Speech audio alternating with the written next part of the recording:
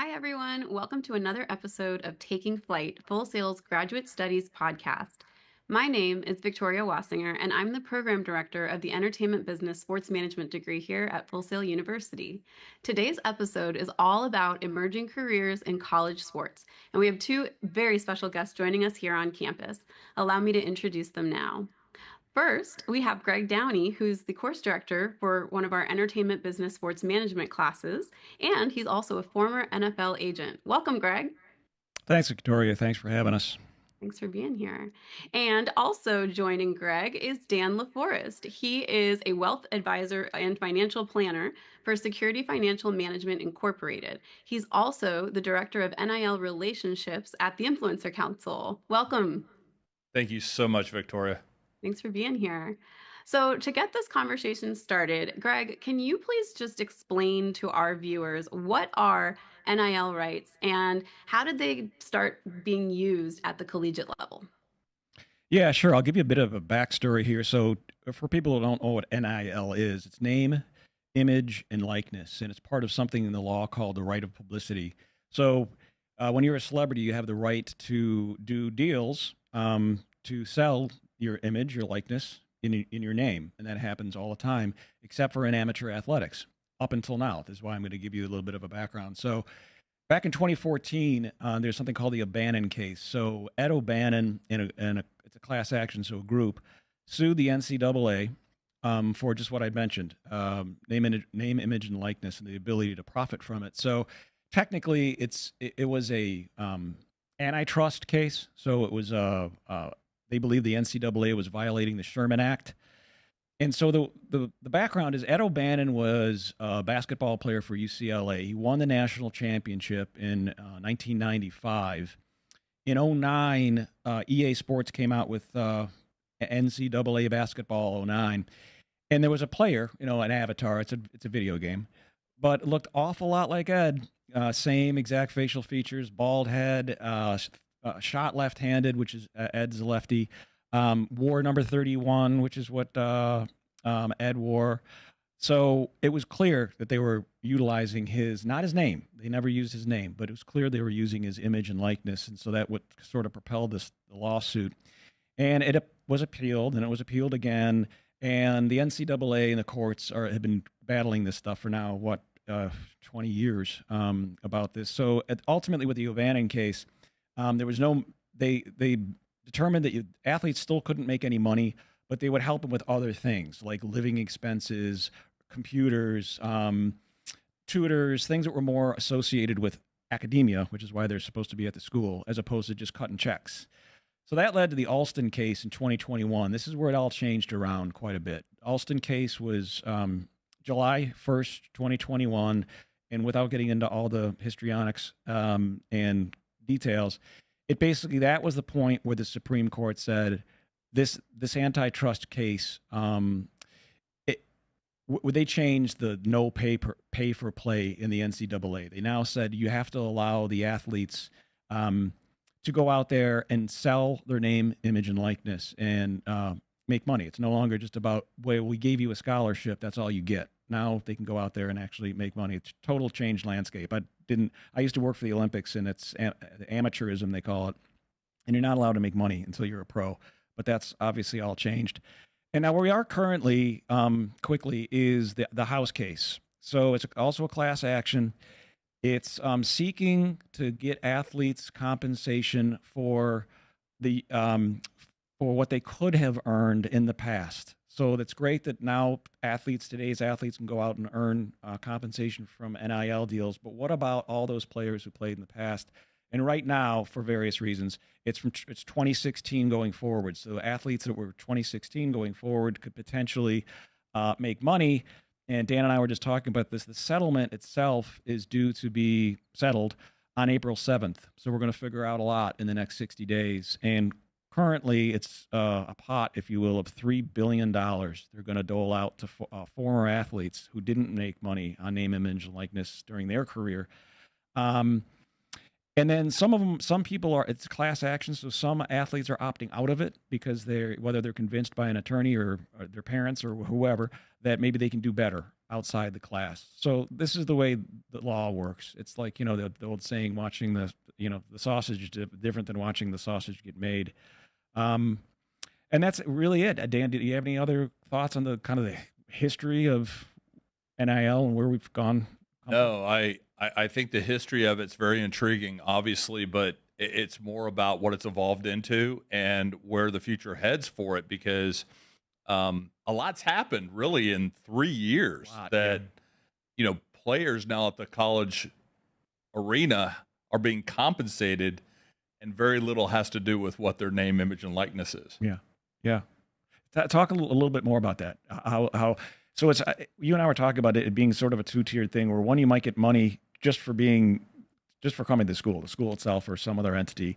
And then the other is you actually go out and use someone to help you be introduced to these big brands who, like you do in the NFL, Yeah. I want you in my commercial, I want you to endorse my product, and I'm going to pay you this amount of money to do it. Well, first of all, we have to identify what the facts are. The facts are players have been paid for decades. Okay, it just wasn't legal. Right. A lot of under the table kind of stuff. But essentially, NIL is broken up into two categories of payment method. One is, like you said, true NIL, securing brand deals based on who you are and what your values are and how that connects to what you do on the field. The other side is through collectives that are tied with universities, and now, as you said, now the ability for universities to pay directly. So, what is NIL there? They're not paying them for their name, image, and likeness. They're paying them for To play. their value Yeah. to what their roster is Yeah. looking like. Yep. They're yes, exactly. So, Victoria, what else? Well, so I want to back up. Are you telling me that you've got a high school athlete, maybe not even 18 years of age, that could be getting paid millions of dollars right out of high school? What are some of the ethical implications that entails? Can you talk a little bit about the ethics here? Yeah, I think we both can. So yes, this does filter all the way down to the high school level. So I think Dan is too. I'm a registered sports agent in the state of Florida. I can represent high school athletes. From an ethical perspective, I think it's interesting because I'm also, as you mentioned at the top of the hour, I'm also an educator. So I really like to see these athletes be educated as well as do well in the sport that they choose because anything can happen in sports. You don't want to ruin your ability to go to the university you choose. So from an ethic, I don't even know if it's an ethical situation, but what university do you want to go to? Are you going there to play a sport? Or are you going there because you want the degree? Because the sport's temporary. The degree you get and the program, the degree that you get is going to be with you for the rest of your life. Like you'll always be, I'm a Penn Stater. I'll always be an Nittany Lion. And my sports career ended 30 years ago, but I'm still a Nittany Lion. And the other ethical considerations is from a state by state basis. There are rules, right? So you can't just do any NIL deal. I don't know I can't comment specifically the laws in the state of Florida, but I can. Yeah, So we you can get into can. that. Okay, Yeah, all right. we can get into So I just from my time being an agent, there's certain categories, if you will, that are verboten. You can't endorse guns. You can't endorse tobacco, things like that. Gambling. Et cetera. Gambling, Yeah. right, exactly. So, and then the other thing from an ethics standpoint is when you do associate yourself with a brand, you're branding yourself. So a college is going to look at that. So if you're associating yourself with a brand that doesn't make that the college doesn't like, then maybe the college is not going to recruit you. You just have to be careful about they're recruiting the person as much as they are the player. So Dan, what do you think? No, I think we have to make it very clear. I think you brought this up. It's not just high school athletes going into college. NIL is now legal in quite a few states. In fact, the majority of the states around the country. Florida actually made it legal back in August of 2024.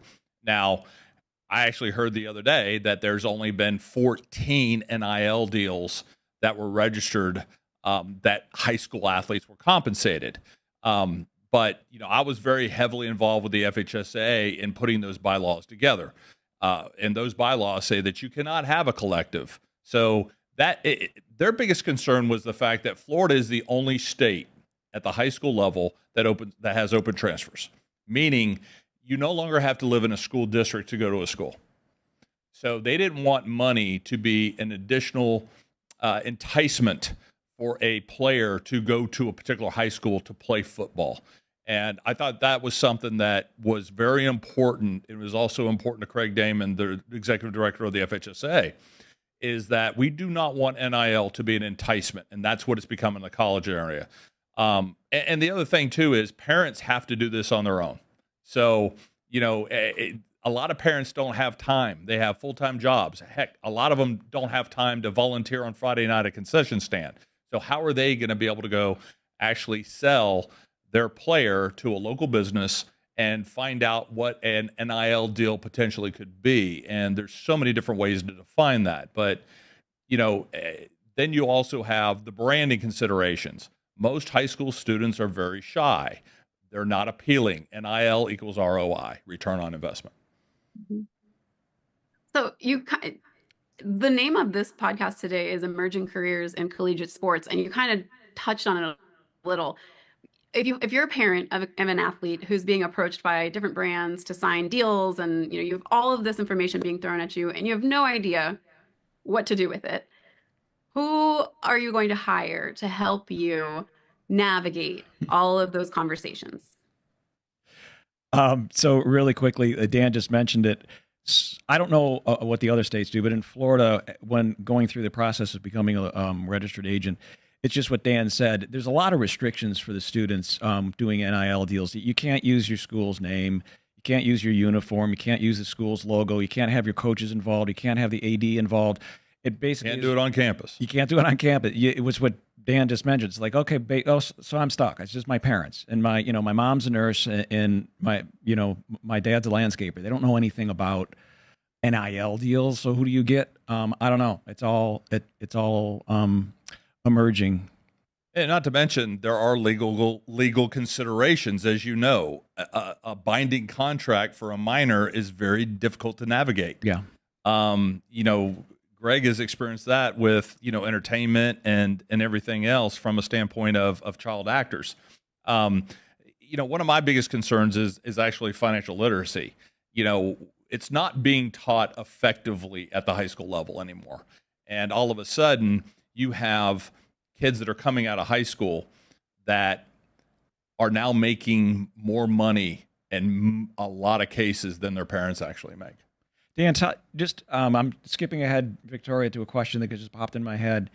You can check it off the list. I've been reading a little bit about this position called general manager, and I know you're now dealing with them. So at the NCAA, these big schools like Alabama, they'll hire someone, and the title of the position is general manager, and mostly what they do is deal with this transfer portal, NIL stuff. And they're, if the students are interested, the general managers can make a lot of money.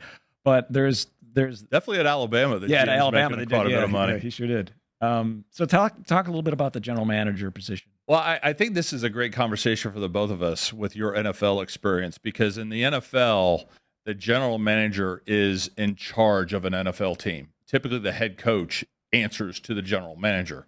At the college level, a little bit different.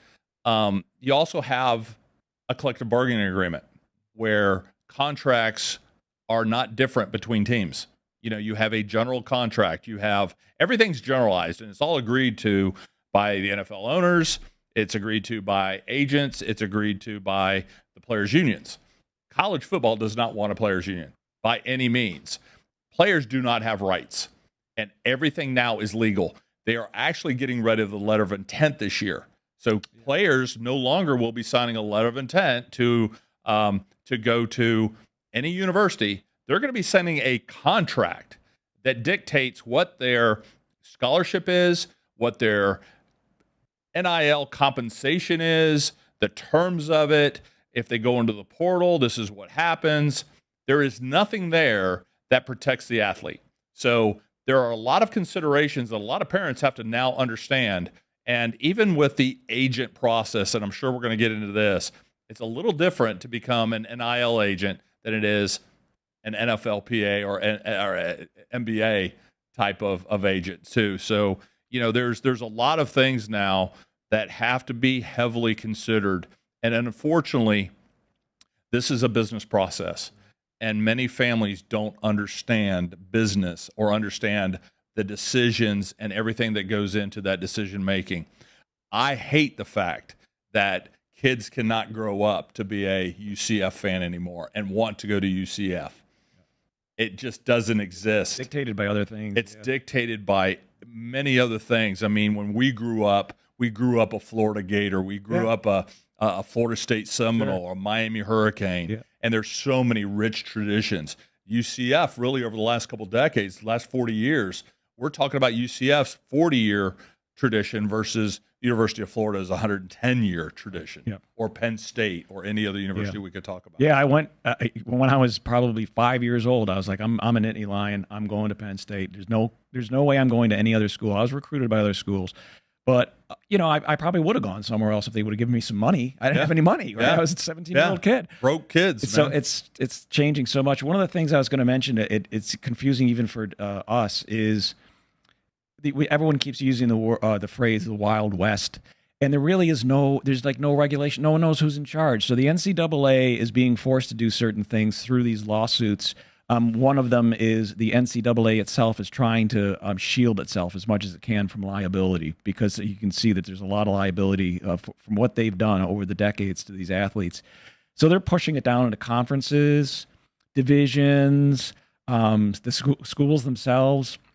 And so the point earlier when you asked Victoria, who does the athlete turn to for help? And right now it's not very clear. And Dan and I don't like the word agent, but he made the point about like the professional sports is different. So I was a member of the NFLPA. It was a union, and to Dan's point, we negotiated contracts not on behalf of our clients. We negotiated contracts on behalf of all of our clients. And all of the agents would get with the NFLPA and say, here's what the form contract is going to look like. We're going to negotiate this. And then it becomes like a car lease. Once it's done, it's done. And negotiation, except for the number, except for the money, it's you can't really negotiate anything else. And it was Dan said, they don't want a union in amateur sports, which makes sense. Right. Go ahead. So what's the role? Amateur sports? It's not amateur sports anymore, right? I know. Isn't that sad? Is that it's gone? Is it gone forever? Or now at the amateur level will be middle school and elementary school. Right. It's all just getting younger. Pop Warner. We're going to do NIL deals in Pop Warner. Oh my God. Don't laugh. Don't laugh. So what is the role of an agent or like a marketing firm at the collegiate level now that NIL deals are happening? What are they doing for these athletes? Dan, why don't you explain Influencer Council and what it does? Yeah. So, Greg brought up something is we don't call ourselves agents. I think, agents are very defined in what they do. We created the Influencer Council, and the Influencer Council is made up of professionals that cover all elements of what NIL really is. And I'm going to start with that. What is NIL? It is legal it's legal and compliance. So just because your parents know an attorney doesn't mean that they're qualified really to look at it, because they can look at a contract, go, yeah, the contract looks good, but does it really pertain to what your rights are and understanding NIL law, not only from the NCAA standpoint, but Greg pointed out it's all written in state legislation. Different states have different rules. And I think that's going to be a challenge for the NCAA as well. The second is financial and taxation. They are now self-employed people. So mom and dad can no longer claim them on their tax form, where they typically can for a traditional student. There's a lot of considerations that have to understand what money can mean for them, because the reality is no matter how successful of a college athlete they are, they still have a 1.5% to 2% chance to go to the NFL. And there, in a lot of cases, a lot of these kids, or these young people, I should say, are making more money than what the NFL league minimum is. The third is branding and marketing. And, we have a young lady who is amazing with this. We went and found a former Mrs. Florida in Courtney Shaw. Who better to help kids how to identify what their brand is and how to market themselves, and then be able to connect and talk to companies and really go, yes, they're a football player, they're a soccer player, but this is who they are. And I think that's a hard thing for a lot of young people because even in the training element, it used to be where we used to play multiple sports in high school. These kids are now specialized. If you're a football player, you're playing football. There are very few kids that are playing multiple sports now. They're training 365 days a year, and their identity is their sport. And that's not what companies are looking for. They're looking for personalities. They're looking for what it is about you other than what you do on the field that they connect from a brand relationship. And then the fourth thing is philanthropy. It is an ethical and moral responsibility if you're successful to give back to your community in some way. And we're teaching all elements of NIL so that they have professional counsel. You've got Ronnie Bittman, who's a contract litigator who works with sports figures and celebrities across the country. You've got myself, Security Financial Management. We're one of the largest independent firms in Central Florida. Courtney Shaw. There's so much there that we have knowledge on that can help families better understand what they are faced with. And unfortunately, it's deeper than they're just getting paid. Yeah, there's another thing we're doing, and Victoria, you know about this.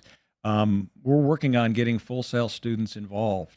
So as Dan mentioned, you need media training, you need videographers. So when you're an athlete and you're trying to sell yourself into a big corporation, you need to have video of yourself. You need to have acumen. You need to be trained on social media because that's probably where a lot of your money, your value is going to come from, and how many people are following you.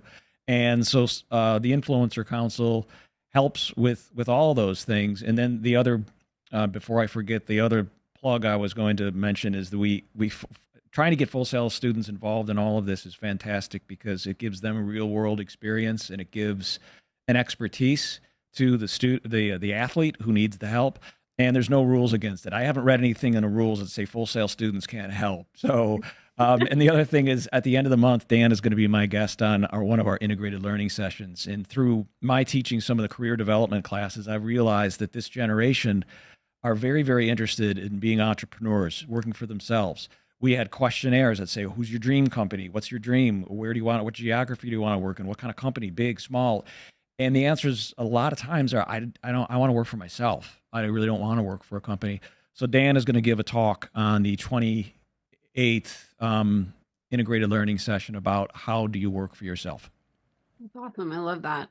And, you were talking about how Courtney's helping them identify, okay, what is my story? What's going to make me interesting to the world outside of the sport that I play? We have a class in the Entertainment Business Master's program called Business Storytelling and Brand Development. And that's essentially all it's about. So we approach it from a personal brand, but also a brand of a company. And the students really have to analyze both. So I'm really happy to hear that that's something that will be important to these athletes because our students will certainly be able to jump in and help them create the story that they want to tell. So I want to back up for just a second. You talked about, now they're no longer growing up saying, I'm going to be a Gator and I want to go to UF. So how has NIL impacted recruitment? How is that changing? Go ahead. First of all, I like to educate the student athletes that we work with that don't make it about the money until it's about the money. And I think that kind of simplifies what Greg was talking about was let's go back to the basics. Get on campus. Do you feel comfortable here? Do you feel safe? The coaches, the coaching staff, your ability to play that sport. I think once you can narrow that down, now it's about the money because money is a consideration now. And as many, and I've had a number of conversations with a lot of media and a lot of old time college fans. They don't like it, but the reality is it is what it is now. There is a financial consideration. And unfortunately, with a lot of these parents, they hear, oh, this school's, going to, they're going to offer more than this school. But they're not looking at the underlying issues with that amount because, and this gets into something interesting too, it depends on where the school is located because state tax may come into play. So that amount may not be more. And then how's the contract structured? How much money are you getting up front? How much is delivered each month? What is the university scholarship stipend, which is tax-free coming in? There's a lot of factors there versus just an amount, but it is coming down to that because if you really think about it, we touched on something. Roughly 1.5% of college players go to the NFL. This is a lifetime opportunity. You've got kids that are making 100, 500, in some cases over $1 million a year. And then I love having this discussion with my guys is, what are you majoring in? Oh, I'm majoring in marketing. What do you think your starting salary is? Right. You're making more now than you're probably going to make over the next 2 to 3 decades in your profession. Right. This is not an opportunity to take this money and go buy a Lamborghini. Mm-hmm. This is an opportunity to look at how it fits in my life long term. And then you have injuries. You've got some quality athletes that could go in and have a major, physical, especially football. Football is a physical and violent sport. Yeah. They say it's a contact sport, and the best quote I ever heard was, dancing's a contact sport. Yeah, right. It is a collision sport. Yeah. And how do you secure a financial future for a young person that's going into that level? Because, and I think that's a whole nother discussion we could do an entire show on. But there are so many things now that are real conversations that need to be had, and they're not being had. And I'm glad we're having this opportunity to kind of talk about a few of these things because there are so many considerations that have to go into a college decision now. And unfortunately, a lot of people just aren't equipped to have it. Yeah, and I was going to mention, I wanted to stay away from mentioning to you, Victoria, before we started that I want to stay away from mentioning names or deals or numbers or whatever. But there is an athlete who was at the beginning of this whole process. Is kind of like the poster child, I guess, for this NIL and how it can go wrong. So what happens is there's a lot of dishonesty at schools. It's about getting that player to come to that school, and they start throwing money around, and it's not in writing, or as Dan had mentioned, the contracts are all a mess. There's nothing uniform about them at all. And so there was one player who got offered a lot of money to come to one particular school. I guess I can mention the school, Miami. And that whole thing fell apart. So he took another deal at the University of Florida. That whole thing fell apart. He ended up at Arizona State University, and the reason why he did is because that's where his dad played. So sometimes it just comes down to, maybe I'm not interested in all these deals, and especially if they're going to keep falling apart. Maybe I should just go play where I want to play. But we'll see. We'll see how it all unfolds. I know we're going to talk about it later, but maybe this is a good segue into the portal. So I was just going to ask, yeah, please. Yeah, the other aspect, the transfer portal. Yes, transfer portal. Sorry. The other aspect is you have this transfer portal now that's opened up in college sports, and Dan and I were just talking about it's happening in April, the end of April. And so now when you have a college player who's doing really, really well at XYZ University, and another university will come in and say, yeah, that player is good. Sorry we missed him when he was coming out of high school, but just throw a bunch of money at him. See if he'll come through the portal to go to our school. So it's really getting into this pay-for-play type of situation. Yeah, and going back to that one, I just want to finish up your thought on that one particular player. He ended up transferring out of Arizona State to Georgia. Oh, he did? And now he's back in the portal because he never saw the field. So he's been committed to 2 schools, then goes and plays at a school, and then goes to another school. And that's part of that process because you can only put one quarterback on the field. You can only put so many wide receivers on the field. And going back to, this is where it's going to carry over the general manager position because there's so many considerations now that we're literally putting the responsibility on college athletics, the same type of responsibility that's taken the NFL decades to master. Yeah. And they start to take the sport out of it because for the years that I was involved at working very closely with NFL scouts, it's really hard. It's hard to do. It's hard to scout a player. You're really taking your best guess, really. But when it comes to the player, if you start talking about just money, that's not. If you're representing a quarterback, a high school quarterback, you might want to say to them, let's analyze the offense that this school runs, this college runs, that college runs. You're going to do much better with this coach in this style offense. And you don't want the player to say, I don't care about that. These guys are offering me a lot of money. It's like, well, you're not going to be successful on the field. Just forget about the money. But it's really, Dan, it's impossible to tell 18-year-olds to forget about the money. It's hard to tell 18-year-olds, and a lot of families don't think about the money. But, again, I think the key thing is education. As long as you're giving the education, you're giving all the facts, people can make their own decisions. There's, like I said, there's so many layers to that onion. But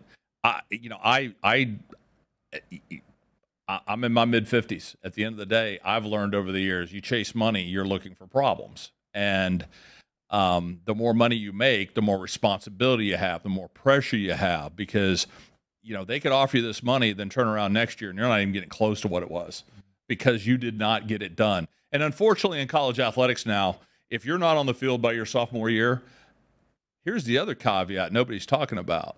They'll tell you to go on the portal. They don't want you there anymore because they don't believe you're going to be that guy that they recruited you to be. So they'll tell a young man, you need to go into the portal. What do they do now? They don't have any film. They don't care that you were a 4-star or 5-star athlete in high school. It's what have you done recently? And that's challenging. That is extremely challenging because you got kids that are going in the portal because their parents told them they can make more money. Their friends have told them they need to do this, but they don't know what's going on the other side. 40% at the Division I level come out of the portal. That means 60% are their career's over, and they got to figure out how they're going to pay for tuition literally in weeks. Yeah. And you could the player that we aren't mentioning.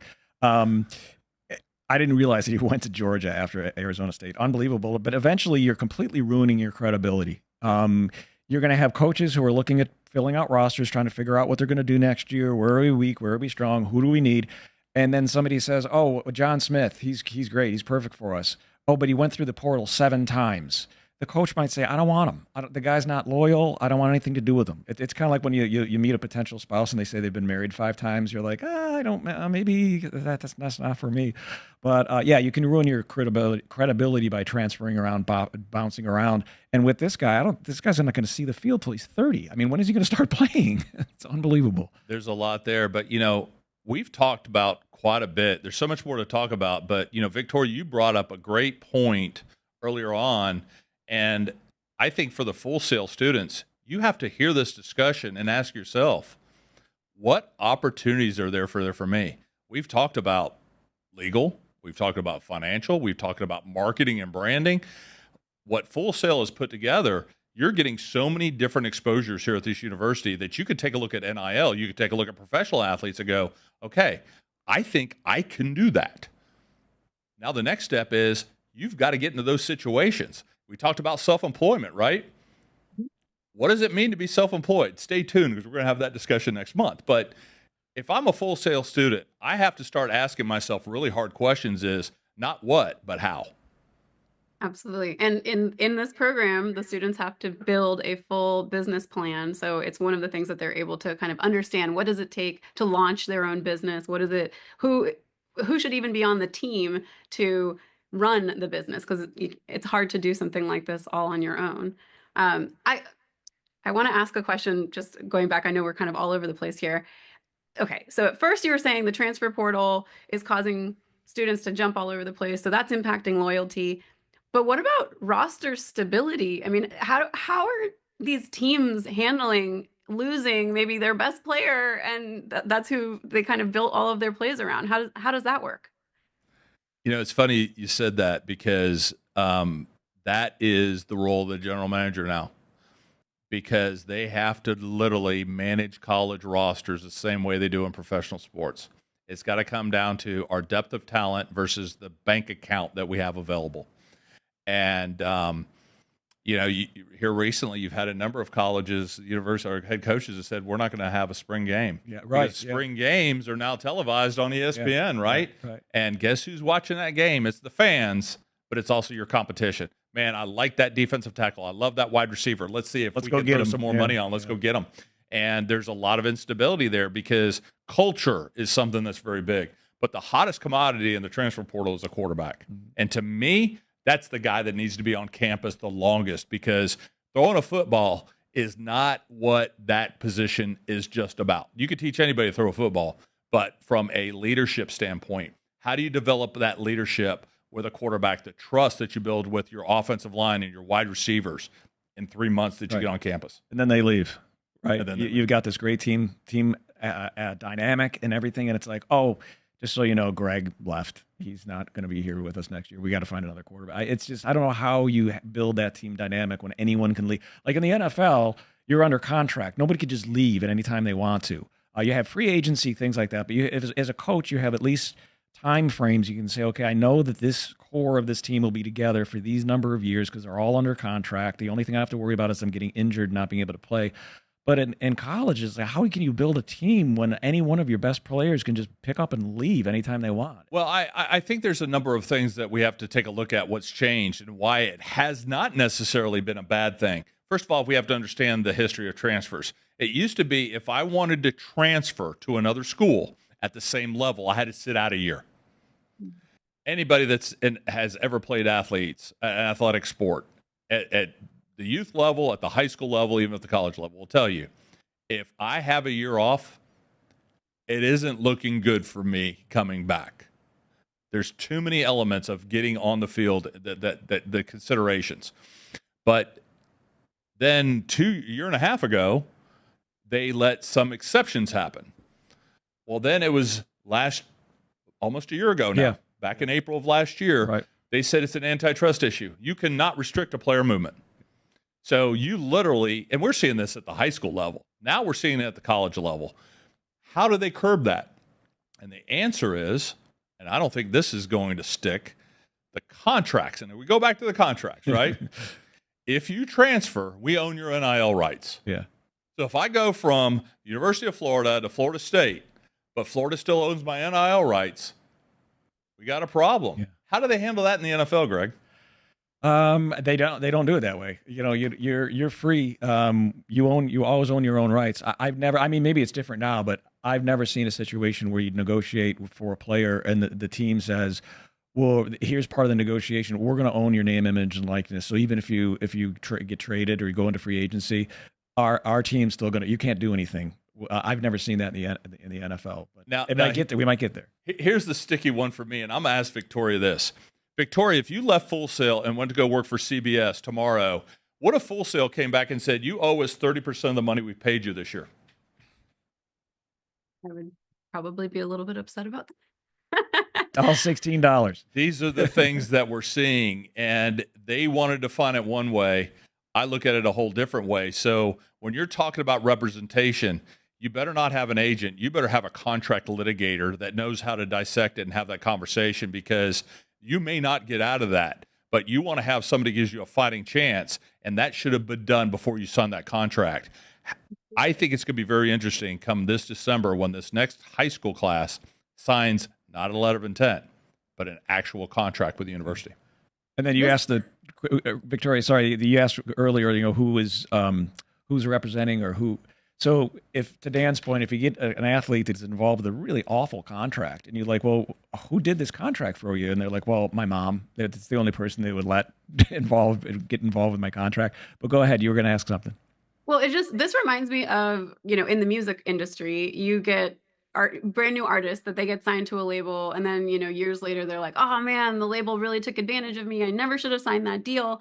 It's just like that. And it just sounds like, you know, almost like they're, and I'm not saying anyone is actually doing this, but there's room for these young athletes and their families to be taken advantage of, similar to, you know, an up and coming artist who's just so hungry to get their music out there or to get a little bit of money so they can actually record more stuff in the studio. And maybe the reminder is, hey, slow down and make sure that you're protected before you sign that piece of paper, because you don't know how long that deal is going to impact you in the future. And a lot of people just, you know, they're just excited in the moment. Oh my gosh, I'm getting paid to do what I love. Oh. So, understanding your true value, right? And I think this is a great opportunity to teach this, right? Whether you be a college student, you're a high school student, is to teach what value is, and understanding that you don't want to overcompensate yourself on the beginning because it could hurt you in the long run. Obviously, we've seen that in the music business. We actually had a young man 2 years ago, before he went into the NFL draft, signed with an agent, and their contract said that they were entitled to 20% of future earnings. Well, there's unscrupulousness, right? But there's two words that I think are the most dishonest words, and you hear this, right? And I'm sure, Victoria, you're alerting to this, is trust me, we'll take care of you. Yeah, yeah. So the other point I was going to make now that just sprung to my head was with respect to the House case. One of the things that's coming out of the House case, which is really another completely different level situation, is revenue sharing. So these schools, I mean, it goes NIL, the concept of NIL, kind of the impetus behind it was the idea that you've got these athletes. I'm just going to stick to football, but it's every sport. But you've got these athletes that are going literally putting their body on the line, and they don't get any money for it, except the head coach makes $7 million a year. And so you picture yourself in a locker room, you're reading the paper, and you realize your head coach just signed a 5-year deal for $48 million, whatever. And you're like, I don't even have enough money in my pocket to go get a Big Mac. What is going on here? I'm the one who's potentially going to get paralyzed next Saturday. So that's one way of looking at it. The other way, the old way of looking at it was, well, you are compensated. You get your degree, scholarship, you get your degree. You don't have to pay anything. Housing. Some of the things that came out of the Alston and O'Bannon cases were housing. We'll give you computers. We'll give you a tutor for free. We'll give you all these academic related things, but we're not going to cut you checks. So I don't know how revenue sharing would work, but the revenue in college football is staggering, billions and billions of dollars in the deals with ESPN and so forth. And the athletes get none of it. And the other thing, when I was, it was very interesting the way they would entice athletes back in my day. One of them was the gym. So they would take, like the University of Nebraska, I remember, Penn State, definitely. They would be a multi-million dollar gym. Beautiful logos everywhere. Locker rooms, everything, all the equipment, the practice fields. You go in there like, oh, you spent a lot of money on this stuff, didn't you? But as an athlete, you're not going to pay me anything, right? This is a really nice gym. Yeah. And it's way better than your competitors. So it's funny you said that because, you walk into some of these facilities now, and they spend millions of dollars. Oh, it's staggering. Indoor practice facilities. Nobody wants to be out in the heat, and I get that. I went through that. You walk into locker rooms, they got Xboxes and PlayStations. Yeah. And every one of the kids have a recliner right in front of their. I was going to say, lazy boys. And again, how do you do that? But I think the biggest thing that you nailed, Greg, is they're not thinking about the players when they sit down with the big TV networks negotiating their conference deals. Yeah. Okay. Yeah. Profit sharing was something the NCAA never wanted to discuss. And now it has literally unfolded and unraveled before their eyes. Not only that, you got conferences now that are talking about, we don't need the NCAA. Yeah. Because this is almost the same thing as, national laws versus state laws. Yep. State laws supersede it. Yeah. Same thing with the conferences. They can supersede what the NCAA has down. So does the Big Ten, does the SEC need the NCAA? Yeah. No, I don't. Well, and then the NCAA, it seems to me the NCAA just keeps going and they keep losing Supreme Court cases. They seem to be going back more and more into their shell, and they just want to ameliorate all their liability for all of this. And I at one point, I don't know if it was Baker or Emmert, but at one point the NCAA was like, we're just going to have this Congress. Congress will just figure this out. I don't think anyone wants this to go to Congress, but it could. The Congress may have to pass federal law that dictates how we do NIL deals. That wouldn't be good. I don't think. Nothing seems to do really well in Congress, but we'll see what happens. That's where we are right now. And no one really knows who's in charge, for lack of a better phrase. I think we're back to the point where this is what they want to do.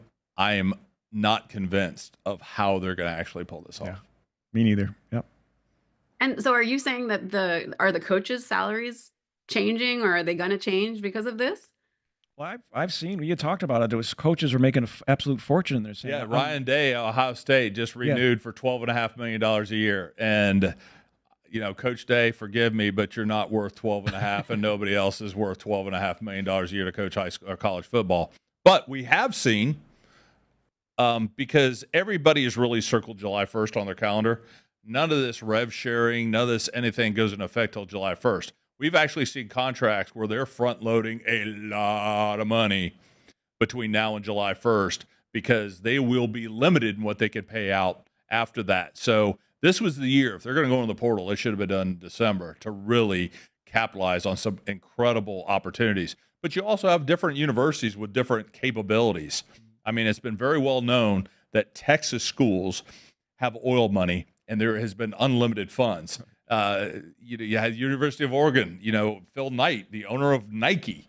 I mean, guys, I went to Oregon here in the last few months. You walk into their equipment room, it's like walking into a Nike warehouse. It is absolutely amazing how much Nike, different brands. Oregon is the only team in the NCAA that wears a different uniform every week. Designed by the best. But Phil Knight said, whatever's needed. I want a national championship at Oregon. He got his coaches. They are buying the players. But, you're seeing the same thing at Texas. I think there is going to be some disparity. I think what they're trying to do is have a level playing field. And you've got some schools that have already said, we're going to get rid of our collective. I think that is a huge mistake. Yeah. But the rev share for 25-26 is going to be $20.5 million from the university. What universities can fund that? Which ones cannot fund that? I think is a big question. But what do you do? How do you have a competitive advantage? I think it's still the collectives because it keeps it separate from the universities. You've had some universities say, well, we're going to bring it in-house. Well, now you have to find the right people that can actually do that. And are they making those connections? We've been talking with a few marketing companies, and they're like, damn, we're finding a lot of companies that want to do NIL deals with players, but they're afraid to do it because they don't know how to do it or they're not getting the right person. I think there's so many opportunities. And if you're a marketing student at Full Sail, I think you need to be listening about this because that is an untapped market. Yeah. And that's something with the Influencer Council we're looking into right now. So, there's so many unanswered questions. I really wish this entire discussion could be talk about what's going to happen and how it's going to happen. And the reality is, I think everybody's starting to realize there's more unanswered questions than we have answers for. You don't know. And even the big question, like you mentioned, parity.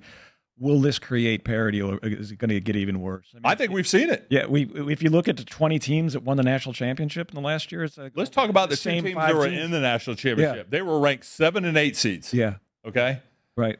And then you start talking about some of these teams. Did you ever think Indiana would be in that discussion? No, good coach. But yeah, well, and if you go way back in time, the teams that won the national championships way back when the championship started were the Ivies. It was Princeton. Yale. Yeah. I think Yale's won the most national championships. I mean, Georgia Tech. Yeah. I mean, but you're right. I mean, they're not an Ivy League school, but the sport was built around Ivy League people. That type of generational. We grew up. My dad went to Princeton. My grandfather went to Princeton, but even in the last decade, it's been Alabama, Ohio State. Same over and over again because they have packed their rosters with so much talent that what the transfer portal has done there is said, I'm a great player. Why am I sitting behind another great player? Yeah. I can go over here and play where I can actually play. Yeah. And that's where the parity is. I had an old coach tell me one time, he says, it ain't the X's and O's, it is the Jimmys and Joes, right? It don't matter how great of a cook you are if you don't have enough ingredients to make that to make that pot of casserole. But there's a lot of things that have changed, but there's a lot of things that have not changed either. Yep. Yeah, that's true. What else, Victoria? I wanted to ask you, so you talked a little bit about how, there's some programs that are really well funded, right? They have a ton of money. They've got a lot of alumni who continue to contribute. Is this now going to kill some of the programs that are not as well funded? Are we going to see certain teams go away because of this? I don't think that they go away. I think they're just going to be in a situation where they're going to do what they can do. I mean, fan bases are loyal. Fan bases want this. If you're a fan of UCF, you are a fan of UCF. And again, I'm part of the Orlando Touchdown Club here locally, and it's a bunch of college football enthusiasts. And we meet every 2 weeks down at Dub's Dread, down at the tap room. And we have great guest speakers. We have people from ESPN, former college coaches come in. But the whole vibe has been, I really liked our running back last year, but he went to the portal and went somewhere else. And I'm upset about it. And the reality is there's another one behind them. So I think that gives even more credibility to the fact that players do have fan favorites. I did a presentation last year to a number of organizations, and my opening slide had Christian Laettner, Tim Tebow, Brian Bosworth, Deion Sanders. Those were the real NIL guys who had the personalities to captivate college fans. That's what NIL is. And they were not compensated legally. Right, that we know of. That we know of. But they could not do a brand deal. But even if you look at it now, how many college athletes actually have brand deals, and what are they doing for it? But the most important thing that I think we teach is nobody discloses what that term is. What is it they're actually receiving? An NIL deal could literally be going down to my barber shop and going, hey, I pay $40 a month to get my hair cut. What if I promote you on social media and I get free haircuts? Well, I just saved $600 this year. Right. As opposed to having been unable to do it. $600 is actually a big deal for it is. An 18-year-old kid. Not even that. College. That's what high school NIL should be. It should is. be the ability to market yourself and create a brand and personality. At the college level, it's that plus a little bit more. Livy Dunn, who's the gymnast at LSU, is number 4 in earnings in the nation, according to On3. But look what she's done with social media. Yeah. You're not going to get that with 600 followers on TikTok. Yep. Well, that loops back to what I was mentioning earlier is there's a lot of different disciplines at Full Sail for student and what students are learning. And these NIL deals, they have a lot of different disciplines so you don't want to have to go out and hire an agency. You don't have any money. But you need to have a social media presence. You need to have media training skills. So when we have an athlete, like Dan and I have an athlete now that we just had hooked up with a Full Sail student. They happen to be in the same city, which is great. And he's an athlete. All he's ever done is play football. He doesn't know that much about how to make his presence bigger on social media. He's not media trained. And so the schools may help you with that to some extent, but only from the school standpoint. The schools want you to be media trained for the school, not for you to go go out and make money. So we have videography, cinematography, social media influencing, personal branding, all those things that we teach at Full Sail. I know we would love to have the students that are learning that, not just in the books and on FSO, but actually be face-to-face with an individual who has you can represent them and make them more valuable with respect to NIL. So if there's people we're talking about or listening to this and like, well, I don't do athletics and I don't really care about the NIL deals. It's not necessarily about that for a place like Full Sail. It can be just as much about personal brand building and storytelling, etc. Awesome. So we have a couple of questions from the viewers online, if you all don't mind. We have just a few minutes left here. One of our entertainment business sports management students is asking, are there more opportunities in recruitment now because of NIL? Absolutely. Again, I think when you've got a highly recruited athlete, especially at the high school level, I can see a Full Sail student getting hooked up with them and literally building both of your portfolios.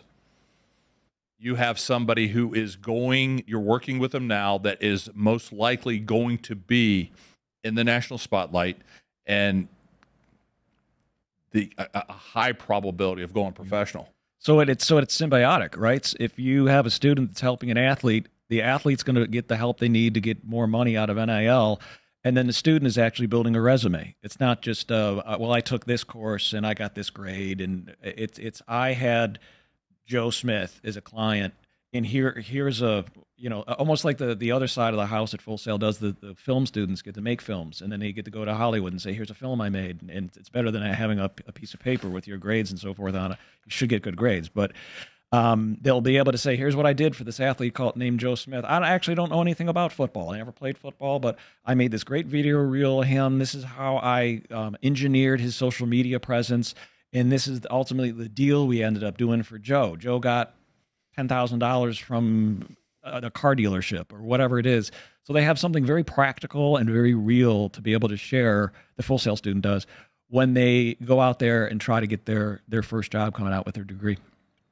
It's amazing. I love hearing about all the different opportunities that are coming out of this.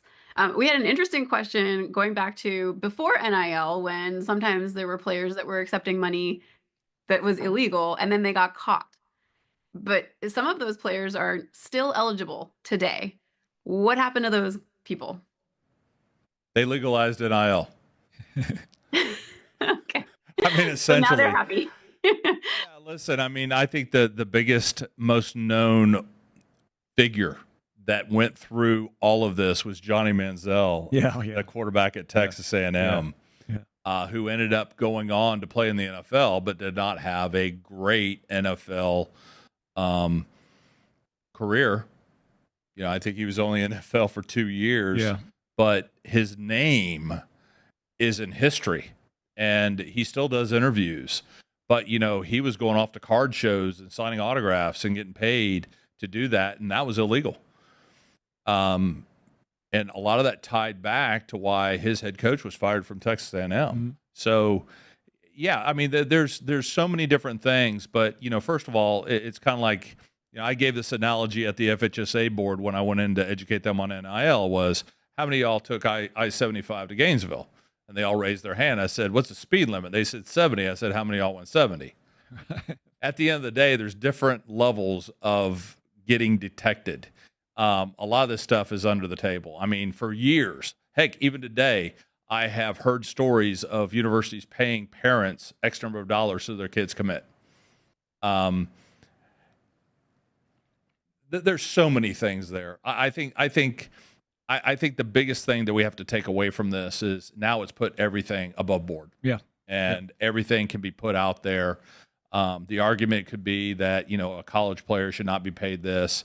But the reality is you start looking back, and any of you that have any kind of sports history understand that there's a handful of players, more than probably a handful, that make a significant impact to their universities based from a branding standpoint. Mm-hmm.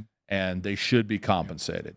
And from a branding standpoint, being someone who I've worked for some of the biggest brands in the world, I'm kind of a brand geek. And it's really interesting the way NIL plays out because the athletes are responsible for building their own personal brand. That's what's going to sell.